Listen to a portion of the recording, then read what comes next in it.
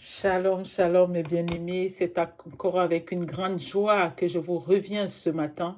Soyez bénis et je vous transmets ma joie au nom puissant de Jésus. Que le Seigneur vous donne cette joie qui m'anime, oui, qui me différencie. Oui, Seigneur, tous les matins, je dois être pleine de joie, pleine de vie, ce que je n'avais pas avant. Même s'il y a n'importe quoi, je dis d'abord la joie. Oui, cette joie-là qui ouvre toutes les portes à toutes les bénédictions qui viennent des cieux. Alléluia, mes frères et sœurs. Soyez bénis. Alors, un passage biblique qui m'a toujours marqué. Le malheur atteint souvent le juste, mais le Seigneur l'en délivre toujours. Alléluia. Le malheur atteint souvent le juste, mais l'Éternel l'en délivre toujours. Ce passage biblique me rend forte quand je suis dans la tribulation, quand je me sens au plus mal, quand je suis au plus bas, quand je suis attaqué de part et d'autre. Quand je suis victime de quoi que ce soit, je me souviens toujours de cette parole qui dit « Le malheur atteint souvent le juste ». C'est dans Psaume 34. Quel verset, je ne me souviens pas. Mais allez dans Psaume 34, vous allez trouver ce passage-là. Le malheur atteint souvent le juste. Le malheur nous atteint. C'est ce que le Seigneur nous dit en fait.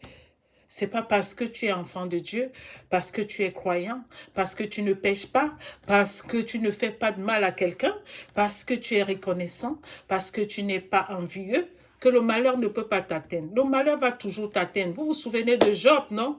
Est-ce que le fait qu'il était bon, le malheur ne l'a pas atteint? Le malheur l'a atteint, mais le Seigneur l'a toujours délivré.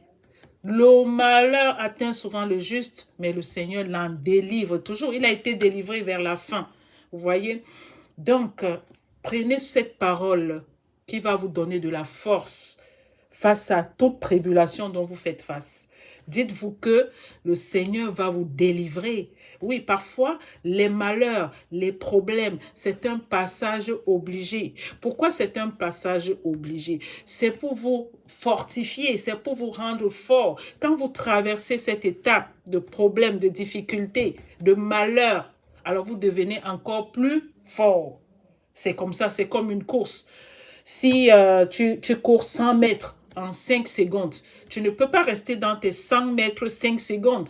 Il faut qu'à un moment donné que tu cours 100 mètres 4 secondes. Ça veut dire que tu avances, tu progresses. Donc le malheur est toujours là, souvent là pour nous fortifier, mais le Seigneur nous délivre toujours.